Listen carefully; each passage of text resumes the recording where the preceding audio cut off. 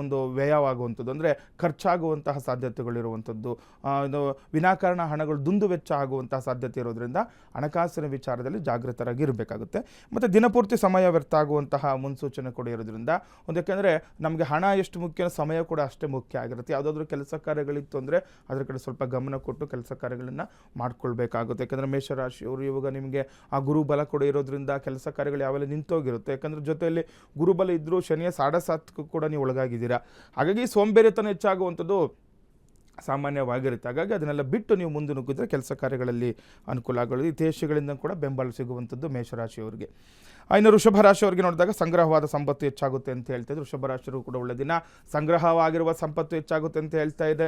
ಎಲ್ಲೋ ಹಣ ಅಂದರೆ ಕ್ರೋಢೀಕರಿಸಿರ್ತೀರಾ, ಎಲ್ಲೋ ಹಣ ಇನ್ವೆಸ್ಟ್ಮೆಂಟ್ ಮಾಡಿರ್ತೀರಾ, ಅಲ್ಲಿ ಹಣ ಒಂದು ಹೆಚ್ಚಾಗುವಂತಹ ಸಂದರ್ಭ ಕೂಡ ಇರುವಂಥದ್ದು. ವಿವಾಹಕ್ಕೆ ಅಡೆತಡೆಗಳು ಉಂಟಾಗುತ್ತೆ. ವೃಷಭ ರಾಶಿಯವರಿಗೆ ಅಷ್ಟು ಚೆನ್ನಾಗಿಲ್ಲ. ಗುರು ಬದಲಾವಣೆ ಆದರೂ ಕೂಡ ಕೆಲವೊಂದು ಸಮಸ್ಯೆಗಳು ಬಂದೇ ಬರ್ತಾ ಇದೆ. ಯಾಕಂದರೆ ಒಂದು ಸ್ವಲ್ಪ ವೃಷಭ ರಾಶಿಯವರಿಗೆ ಈ ಗುರು ಸಂಚಾರದಿಂದ ಕೆಲವೊಂದು ನಷ್ಟಗಳು ಆಗುವಂಥದ್ದು, ಅದರಲ್ಲಿ ಕೂಡ ವಿವಾಹಕ್ಕೆ ಅಡೆತಡೆಗಳು ಬರುವಂಥದ್ದು. ಎಷ್ಟೋ ಜನಕ್ಕೆ ವಿವಾಹಕ್ಕೆ ಸಂಬಂಧಪಟ್ಟಂಥ ವಿಚಾರದಲ್ಲಿ ಇವಾಗ ಎಷ್ಟೋ ಜನ ನೀವು ಒಂದು ಎಂಗೇಜ್ಮೆಂಟ್ ಕೂಡ ಆಗಿರುತ್ತೆ, ಅದಾದಮೇಲೆ ಕೂಡ ಕೆಲವೊಂದು ಸಮಸ್ಯೆಗಳು ಬರಬಹುದು. ಹಾಗಾಗಿ ಜಾಗೃತರಾಗಿರಬೇಕು ವಿವಾಹಕ್ಕೆ ಸಂಬಂಧಪಟ್ಟಂಥ ವಿಚಾರದಲ್ಲಿ ವೃಷಭ ರಾಶಿಯವರು.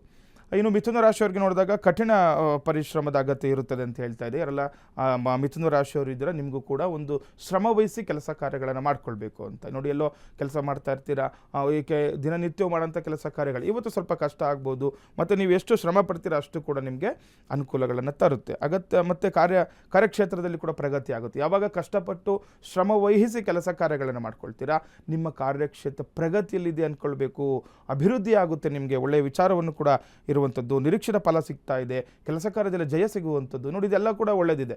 ಏನು ಹೇಳ್ತಾ ಇದ್ದಾರೆ ಈಗ ಮಿಥುನ ರಾಶಿಯವ್ರಿಗೆ, ಯಾವಾಗ ಕಠಿಣ ಶ್ರಮ ವಹಿಸಿ ಕೆಲಸ ಕಾರ್ಯಗಳು ಮಾಡ್ಕೊಳ್ತೀರಾ ಎಲ್ಲ ವಿಚಾರದಲ್ಲಿ ಜಯ ಸಿಗುವಂಥದ್ದು. ಮತ್ತು ಏನು ಅಂದ್ಕೊಂಡಿರ್ತೀರಲ್ವ ನಿರೀಕ್ಷಿತ ಫಲ ಅಂತ, ಏನು ಅಂದ್ಕೊಂಡಿರುವಂತಹ ಕೆಲಸ ಕಾರ್ಯಗಳಲ್ಲಿ ಯಶಸ್ವಿ ಕೂಡ ಮಿಥುನ ರಾಶಿಯವರು ಆಗ್ಬೋದು. ಇನ್ನು ಕರ್ಕಾಟಕ ರಾಶಿಯವ್ರಿಗೆ ನೋಡಿದಾಗ ಸಾಲ ಮಾಡುವ ಸಾಧ್ಯತೆ ಹೆಚ್ಚಾಗಿರೋದ್ರಿಂದ ಕಟಕ ರಾಶಿಯವರು ಈ ದಿನ ಸಾಲದ ವಿಚಾರಕ್ಕೆ ಹೋಗಬಾರ್ದು. ಈಗ ನಿಮಗೆ ಒಳ್ಳೆ ದಿನನೇ, ನಿಮ್ಮ ಸ್ವಕ್ಷೇತ್ರವಾಗಿರುವಂತಹ ಉಚ್ಚಕ್ಷೇತ್ರಕ್ಕೆ ಗುರು ಕೂಡ ಬದಲಾವಣೆ ಆಗಿರೋದ್ರಿಂದ ಈ ದಿನದಿಂದ ನಿಮಗೆ ಕೆಲವೊಂದು ಬದಲಾವಣೆಗಳನ್ನು ನಿರೀಕ್ಷೆ ಮಾಡ್ಬೋದು. ಸಾಲದ ವಿಚಾರವಾಗಿ ಜಾಗೃತರಾಗಿರಿ. ಬೇಕಾದರೆ ಮಾತ್ರನೇ ಸಾಲದ ಮೊರೆ ಹೋಗಬೇಕಾಗುತ್ತೆ, ಸಾಧ್ಯತೆಗಳು ಹೆಚ್ಚಾಗಿರುವಂಥದ್ದು.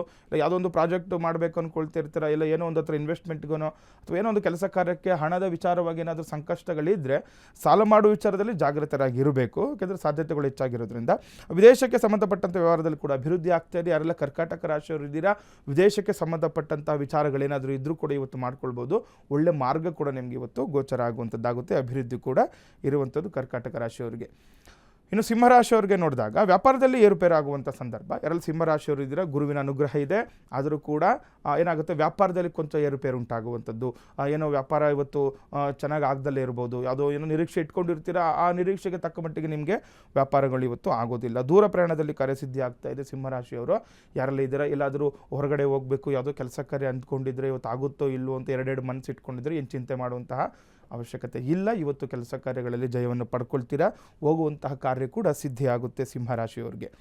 ಕನ್ಯಾ ರಾಶಿಯವರಿಗೆ ನೋಡಿದಾಗ ಅನಾರೋಗ್ಯದ ಬಗ್ಗೆ ಜಾಗೃತರಾಗಿರಬೇಕು ಅಂತ ಇದೆ. ಆರೋಗ್ಯದ ಬಗ್ಗೆ ಜಾಗೃತರಾಗಿರಿ. ಯಾರೆಲ್ಲ ಆ ಕನ್ಯಾ ರಾಶಿಗಳು ಇದ್ದರೆ ಆರೋಗ್ಯದ ಕೊಂಚ ಜಾಗೃತಿ ವಹಿಸಬೇಕಾಗುತ್ತೆ. ಏನಾದರೂ ಅನಾರೋಗ್ಯ ಬರುವಂಥದ್ದು ಅಥವಾ ಇರುವಂತಹ ಆರೋಗ್ಯ ಸಮಸ್ಯೆಗಳು ಉಲ್ಬಣಗೊಳ್ಳುವಂಥದ್ದು ಅಂತ ಹೇಳ್ತಾರೆ, ಹೆಚ್ಚಾಗುವಂತಹ ಸಂದರ್ಭ ಕೂಡ ಇದೆ. ಕುಟುಂಬದಲ್ಲಿ ಧಾರ್ಮಿಕ ಕಾರ್ಯಗಳು ಕೂಡ ನಡೆಯುವಂತಹ ಅವಕಾಶಗಳಿರುವಂಥದ್ದು. ಕನ್ಯಾ ರಾಶಿಯವರಿಗೆ ಪೂಜೆ ಪುನಸ್ಕಾರಗಳ ಬಗ್ಗೆ ಅಥವಾ ಯಾವುದಾದ್ರೂ ಗುರುಗಳ ದರ್ಶನ ಮಾಡುವಂಥದ್ದು ಅಥವಾ ಏನಾದರೂ ಗುರು ಪೂಜೆ ಇಟ್ಕೊಳ್ಳುವಂಥದ್ದು ಅಥವಾ ಯಾವುದಾದ್ರೂ ದೇವರ ಪೂಜೆ ಪುನಸ್ಕಾರಗಳ ಮೊರೆ ಹೋಗುವಂತಹ ಸಾಧ್ಯತೆ ಕೂಡ ಇವತ್ತು ಕನ್ಯಾ ರಾಶಿಯವರಿಗೆ ಹೆಚ್ಚಾಗಿರುವಂಥದ್ದು. ತುಲಾರಾಶಿಯವ್ರಿಗೆ ನೋಡಿದಾಗ ಹಿತಶತ್ರುಗಳಿಂದ ದೂರ ಇರಬೇಕು ಅಂತ. ಯಾರೆಲ್ಲ ತುಲಾರಾಶಿಗಳು ಇದ್ದೀರಾ ನೋಡಿ, ಕೆಲವೊಬ್ಬರಿಂದ ಸಮಸ್ಯೆಗಳು ನಮಗೆ ಎದುರಾಗ್ತಾನೆ ಇರುತ್ತೆ. ಹಿತಶತ್ರುಗಳು ಅಂತ ಹೇಳ್ತೀವಿ ನಾವು ಕೆಲವರು. ಏಕೆಂದರೆ ನೋಡಿ, ಹಿತಶತ್ರು, ಅಹಿತ, ಕ್ರೂರ, ನೀಚ ಶತ್ರುಗಳು ಅಂತ ಕೆಲವೊಂದು ಇರುತ್ತೆ. ಅದರಲ್ಲಿ ಹಿತಶತ್ರು ಅಂತಂದರೆ ತುಂಬ ಚೆನ್ನಾಗಿ ನಮ್ಮ ಹತ್ರ ಜೊತೆಲಿ ಇರೋರನ್ನೇ, ಅವರಿಂದ ಏನೋ ಸಮಸ್ಯೆ ಅಂತ ಗೊತ್ತಿದ್ರೂ ಕೂಡ ನಾವೇನೂ ಮಾಡಲಿಕ್ಕಾಗಲ್ಲ, ಅಂಥವ್ರನ್ನ ಹಿತಶತ್ರುಗಳು ಅಂತ ಹೇಳ್ತೀವಿ.